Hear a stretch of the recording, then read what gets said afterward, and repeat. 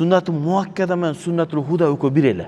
Uqqansыңарбы? Sünnat-ı muakkada dep bekemdelgen sünnet, sünnat-ı huda ökö birdey.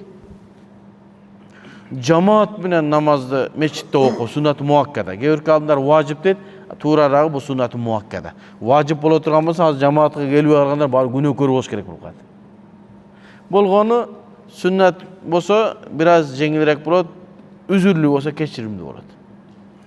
Dagы mine, oşon üçin bizdin kitaplarımızda aytılат, egerde bir ayılda, bir şaharda adamlar jalkooluk kılıp azan aytpay koysa, qomat aytpay koysa meçitte, halifa, amir, padişah soğuş jaraylanan akısı var.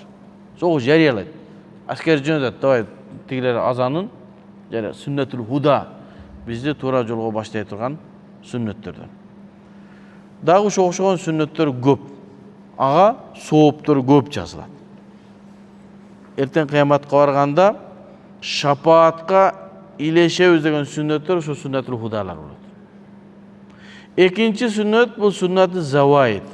Заваид деген ашыкча сүннөттөр деген сөз.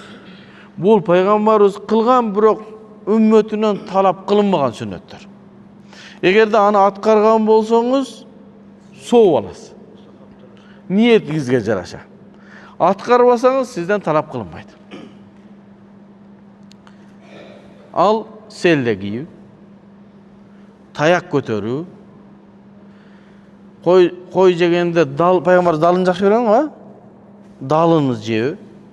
Жамбаш төбесинде эле отуруп атасыз, же далын бер дейсиз. Аксакалдар талаш керек, бу далын мен сүннөттү аткарам.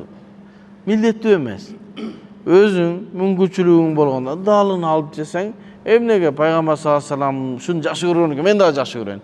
Бисмилла, алал худа. Пайгамбарыбыздын отурганы, пайгамбарыбыздын турганы, пайгамбарыбыздын тамак жегени, пайгамбардын жылмайганы бардыгы сүннаты заваидке кирет.